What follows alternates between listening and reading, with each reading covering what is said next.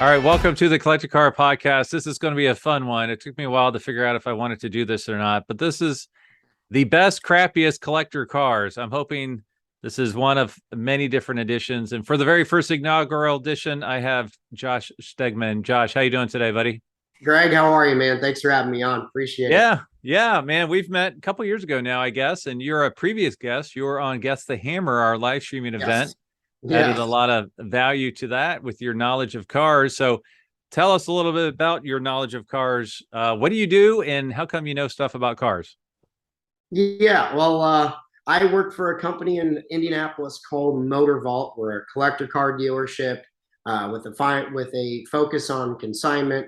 We do everything from supercars to muscle cars to 80s enthusiast cars, a little bit of everything in between. And we're a backdraft racing dealer, which they make, recreation Cobras. But it's a small team. We've been around for 3 years. I've been there for 2 years. And I've been a car guy my whole life. Grew up here in Indianapolis, racing capital of the world. So got started with IndyCar, started with Hot Wheels cars, and I just knew from day one I was going to be doing car stuff. And I've had a very, very cool growing up with having some cool experiences working for Motor Speedway Museum and working for a friend of ours, Mark Hyman, out in St. Louis for a couple summers. And Ken Lingenfelter up in Michigan, and was able to land this really, really cool position being pretty much a sales manager and car specialist at MotorVault here in Indianapolis. Actually, that just triggered. I know where we met. We met in front of Lingenfelter's 1967 Cadillac at Auburn that Yes. my client ended up buying. You were making it look perfect before it went across the block, right? Yes. Yeah, it was the black Eldorado. Yes. Still has it. Still has it. So, Awesome. yeah, that was a really cool car. So that's where we met. And then shortly after that, you moved to Indy, right? Yes, and then that's when we reconnected at the Alt Park Concours, That's right. and that's how you got me out to Monterey for the first time. That's where that all kicked off. Yeah, yeah. Awesome, man. Well, thanks for being again on the podcast. Now, you texted me your list. And just for a little bit of background, I came up with this idea, believe it or not, thinking about Mercedes 300 SLs. Not that they're crappy cars, but if you ask an owner who has the Gullwing and who has the Roadster, no one wants to drive the Gullwing, because it overheats. It's so hot. It's just stifling visibility. Yes, it's got the incredibly cool Gullwing doors. I would want a Gullwing, but every single one of them always says, well, the Roadster is a much better car. And yet, because of the iconic Gullwing and the racing history and, all the stuff I can go into about Gullwings, Right. they're $2 million cars nowadays. They're $1 million forever. Now they're creeping up, and they've been creeping up consistently. So you're lucky to get one at 1.5 nowadays. So that was kind of what made me think about this. And as I do some of my email blasts, I'm like, oh, I love to have an 83 Isuzu iMark diesel. Well, that's just a crappy car. I mean, it's not a collector car. That's just a crappy car. So I started thinking, you know what? There are some collector cars out there that are actually pretty crappy, Yes. but they're still collectible for one reason or another. So why don't we go down your list? Do you want me to read them off, or you want to just go based on what you remember? We'll start right into it, and we'll jump into another Gullwing icon. Yes. Back to the Future DeLorean, one of the coolest looking cars of all time. But what an absolute turd of a car. There's Yep. lower than Get Out, 130 horsepower on a good day. Because what, they're a French drivetrain, aren't they? Right? Yeah, it's like a French drivetrain Renault straight Yeah. 5 in the back. It's a quasi never made it to fruition, never fulfilled DeLorean's vision. There's a famous story about, I guess, Johnny Carson of the Tonight Show got stuck in it once because the Gullwing doors wouldn't open. Yeah, I agree with you. Iconic, great collector cars. They have been appreciating lately, especially as that generation gets older and can afford to buy those cars. But I would agree with you. That is a crappy collector car. Because if you think about it, you really don't see many of them on the road, even at shows. It's very, very uncommon when you see one actually driven. Most of the times you see them, they're in a museum, they're at a higher level show, and they are being displayed, not really being driven there. Yeah, you know what? That's a good point. I've I've never seen one on the road, like you said. I do think the three most collectible DeLoreans outside of the movie cars would be, I believe they made three gold-plated cars Yeah. at the like the last three, something to that effect. Also, when I was researching cars that are MIA, $1 million plus cars that are MIA, I found a DeLorean. I didn't find it, but I discovered a DeLorean that is missing in action from Back to the Future. Really? And I would love to do a podcast episode trying to track this thing down. It was in the Planet Hollywood in Honolulu, I believe, in Hawaii. And when they liquidated and the company went out of business, it was sold at an auction. You know, all the equipment, everything was liquidated.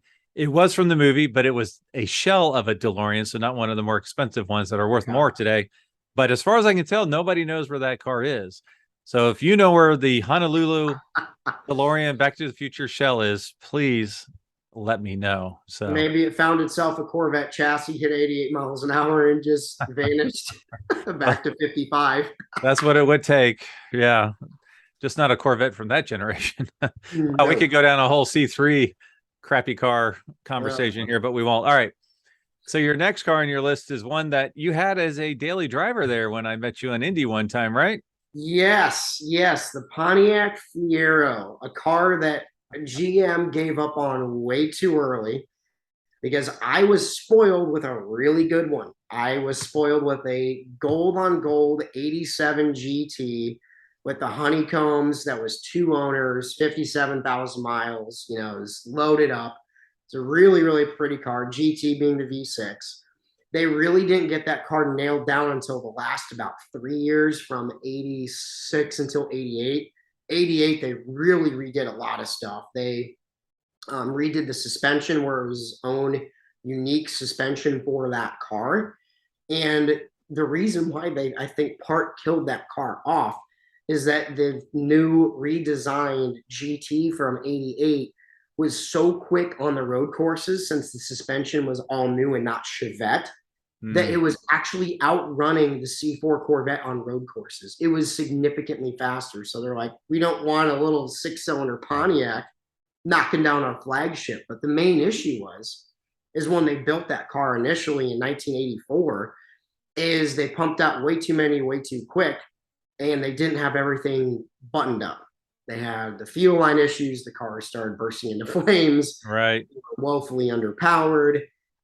You know, they had build quality issues, and just they were really known as a poor man's sports car that really wasn't kind of completed. And it really tarnished what that car was. And unfortunately, it wasn't until the very end when Pontiac finally got it right. It was a great car in 88, and then they shot it dead. Yeah. Yeah. Because well, GM doing GM things. Yeah. That's the road test we need to do. 88 C4 Corvette versus a Pontiac Fiero GT. That would be a fun comparison right there. Yes. Yeah. Okay. And those have been appreciating, as you know, recently. Now, was that one sold through your day job? Yeah, because it was technically a company car for 3-4 months, which is awesome. I love that car.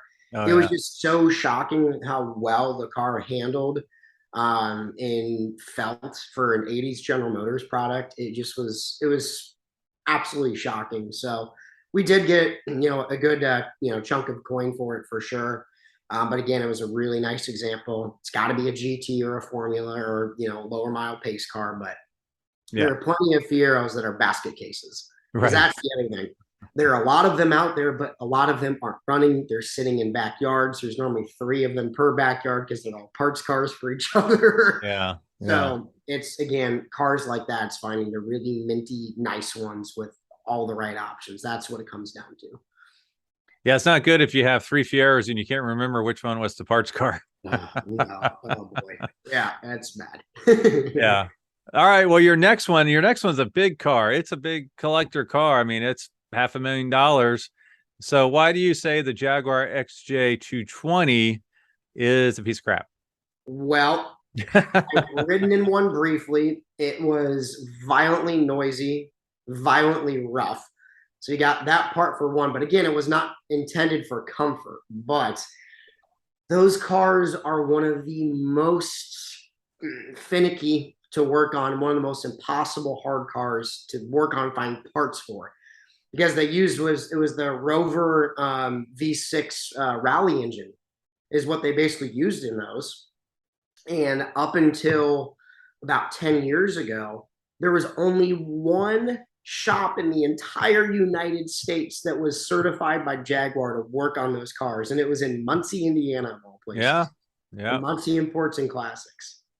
So it's just like, if there's one place in the country to work on them, and anytime you work on them, it's what, $50,000, $100,000, just for routine maintenance. I mean, it's just it doesn't really make sense to drive them ever. Right. Yeah. And it's unfortunate because they were a marvel when they came out. It's the fastest car in the world, looked awesome, sounded great, but when the car's a ticking time bomb every time you move it, it's just it's not good. Yeah, I think, now I might be wrong on this, but I thought it was actually faster, at least in top speed, than the F40 and the 959 Porsche. Correct. And it was interesting is, when Jaguars first came out with the XK nomenclature was the XK 120, then it went 120 miles an hour, the 140, 150. This one's 220, so you would think it went 220 miles an hour. Turns out it topped out at 217. So it should be called the XJ 217. 220 sounds better, but that was probably when they had the V12 versus having to settle for the 6. Interesting thing we're seeing in the auction world, though, is there's a lot of F40s. There's, comparatively speaking, out there, as well as 959s. And so when someone wants something unique and different from that era that's a supercar, that's where they go after the XJ220, because you just never see them, or rarely, and they're very good looking. They've aged very well. Stunning. Yeah, very cool. All right, this next one honestly did surprise me. This is after, I guess, I don't want to say my generation, what they were around, a WRX STI. So why is that a crappy car? Because they've been going through the roof. I understand some issues with some of the generations, like their engine block or something, but tell me why, in your mind, is the Subaru WRX STI a one of the best crappy collector cars? Well, first off, they have a huge cult following, which is awesome. They obviously are a very unique part of the collector car world, given that they can be daily drivers basically anywhere in the world, since they're basically all-wheel drive, rally bred, rally history, very simple car in, most standpoints. But again, when you put those turbochargers on those cars, there are a handful of them that have a serious issue of, for one, detonating the engines and having head gasket issues and just leaking oil, burning oil like crazy. And the other part of the problem is that there's a lot of them that get really, really heavily abused because there's there's so many people that can afford them because they're cheaper. So a lot of people will treat them like a cheaper car, even though they are a specialty car that should be run on premium gas, should be taken care of as a sports car. But they're getting treated kind of like almost like a V6 Charger in a way, which, right, that's where that falls into. But it's there's a lot of them out there, but they have some known mechanical issues, and they just don't get treated right, and then they don't get fixed right. And then the other thing is they get modified heavily, many of them. Yeah. And when you really start putting more boost on those stock engines is really when they have issues. So if you don't build the engines on those cars to compensate for the boost on them, then you're just going to get detonated blocks everywhere. So yeah. Awesome car, great cult classic. Actually, multiple of my personal friends, at least 3 of them, own WRXs or WRX STIs, and they're really cool. But yeah, they are a unique bit, and also obviously rust issues is another thing too, because cheap Japanese metal from that standpoint too. So right. They fall in a unique category. Well, you gave me quite a list of reasons that's a crappy car. Okay, yeah, no, I get it, and I know the best thing there is to do, get the pre-purchase inspection if you are going to buy one. And obviously the best of the best, I think, would be the B22s, which only, there's not that many of those. So yeah, but they only made a couple 122 Bs, and again, you can't touch touch one of those for under 150,000 with one with a replacement engine and high miles. Right. And Right. the really nice ones go for well over well over 200,000. There's a couple that sold for over 300,000. Yeah, just nuts. Yep. All right, we got two more here. Well, kind of two more. So the next one, I do agree with you. First gen Viper. I actually saw one of those the other day. Gorgeous, raw, kind of crazy. This one had the the inserts, the window inserts, no door handle, no, all that kind of stuff. So tell me why is this one on your list? Well, it's a very cool car, very fast. Obviously, Carroll Shelby's involvement makes that very special. But to put it in simple terms, it is a fatter Shelby Cobra with early 1990s Chrysler build quality. Yes. It is the epitome of plastic, crappy, not good finish, cheap everything. It's just the build quality on those cars are awful. Obviously, it's a V10, so it's going to be interesting with maintenance. But again, if you do your routine maintenance, you replace all your seals, you do everything you're supposed to, they'll be fine. It's going to be almost like servicing a cheaper Lamborghini Diablo. It's easier to find parts, going to be easier to maintain, but the build quality on those cars are so violently bad. There's really nothing to compare from that, because they just rattle, bang, clank. There is very, very little that makes you feel even remotely comfortable in those. I think you'll have more comforts and better build quality in an original 60s Cobra. Yeah, and it's interesting because I actually ran across one. I'll throw a picture up here in a kind of in a barn, but more in a warehouse the other day. And I fell in love with it. I just thought it was so cool. If you're I actually really like the 96 GTS, the blue with the white stripes, yes. And the chrome wheels, your traditional package. That's the one I want. But I really appreciate technically a Gen 2, correct? Yeah, Gen 2. Because they upgraded it a lot by then. Right. Right. And so this was a Gen 1 with the window inserts, no handle. What was interesting, though, when I asked about the history of the car, apparently, they're just a handful, and so this car twice was slightly wrecked to where it just spun out of control with two different people. And the second time was serious enough they had to put a rear clip on the car. And the interesting fact is apparently the first handful, I don't know how many, but the first handful of Vipers that came out of the factory, I guess that would be 94. 92 was the first Viper. 92. Anyways, I don't know where the break off is, but the battery originally was behind the driver's rear wheel. And yeah, and then they changed it to inside the trunk. And so this was one of the rare rear wheel battery locations. But when they had the clip replaced, they put the trunk mounted one in, which easier for maintenance and stuff, but it kind of kills the originality of the car. Right. Especially if that's a rare aspect of the car, is having the battery in that certain spot. So, and to change it back would be a big old headache. So, if you hear I got a Viper recently, it means I got a good deal. So, rock on. All right. The next one kind of falls into that Viper for different reasons bucket. But now you changed this on me. When we talked about it via text, you said this is very controversial here, any 1960s muscle car, but you changed it to what? Most 1960s muscle cars? Yes. And it's mainly from the standpoint of they are awesome to look at. They sound great. They're icons. They're a part of true Americana. But almost, not all, but most American muscle cars cannot handle or brake worth anything. They are absolutely just wallow over the road. Steering feedback is terrible. They are not necessarily the best driving things out there. And the car that kind of made me change that a little bit is that, so you obviously got your big fat American muscle cars. You got your Chevelles, you got your Buick Grand Sports, your Oldsmobile 442s.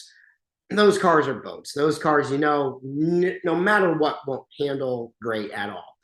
But when you get to the level of like the pony cars, which would include the Mustang, some of those earlier Mustangs, especially with, suspension upgrade, actually do handle pretty decently. So you can't really knock those for that. Like, for example, I know you just came across a Mustang, which is now in your stable. And especially if it had the Shelby equipment on it, it was not a bad handling car comparatively to other American cars of that time frame.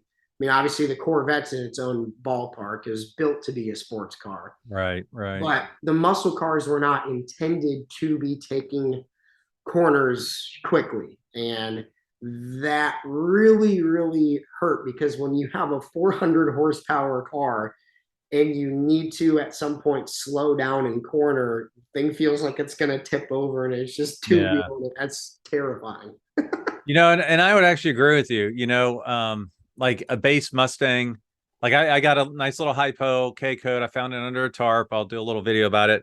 That one did have upgraded suspension, Shelby brakes, disc brakes, stuff that you want so it can go around curves and such, like you said.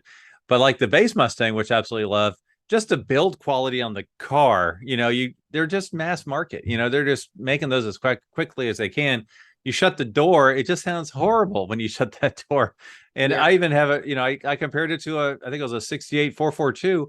That door slams so much better just from a quality build versus the Ford Mustang. And I'm a Mustang fan, and like and everything. Like I just got rid of my 99 911. That 911, granted, 30 years later, 20 years later, but just seeing that build quality is so tight. So everything else, it's really interesting. But like to your point, I agree with you. A lot of the muscle cars from the 60s and early 70s cannot handle. The exceptions would be like the CUDA AAR, that's made for racing, the Boss 302s that's made for racing, the Z28s, but those are few and far between. So that's why I changed it, because there is a specific group of those cars that were individually produced with a little extra mustard to really help those cars. But man, the majority of those, I mean, if they don't have modern disc brakes on them, and if they don't have, modern suspension on them, they're kosher as is. I definitely get a little bit timid driving them. I still enjoy it, but I don't enjoy them the same way that I would if a car had been in period, upgraded with all the factory bits, or like what a lot of people are doing today, like resto modding. There's a reason for it. As much as I love being a purist about stuff, I love a true original numbers matching, everything is correct car. But if you're going to go out and drive something and enjoy it and planning on driving it a lot, put new disc brakes on it, put a new 5-speed transmission in it. If the motor's not great, put a new fuel injected engine in it. It's going to feel similar, but better, a lot safer, and you still have the exact same look. So I fully understand why people do that. It's something I personally will do when I end up buying something of that nature, because I would love a 67 Mustang Fastback with a Coyote and a 5-speed. I mean, that would be awesome. But that's, I guess, a topic for another podcast, is the resto mods and when to and when not to modify. Yeah, exactly. And I think there's a whole coming quickly already out there, resto mod aftermarket of, resale. So these cars selling for, at the time, a low price was $250. Now, 300 seems to be a low price, and up to 600 grand now. And that's for the first time they've been out, brand new. 3 years later, when they've been driven some, I'm curious to see how that resale value happens on those cars. And it's already starting to happen.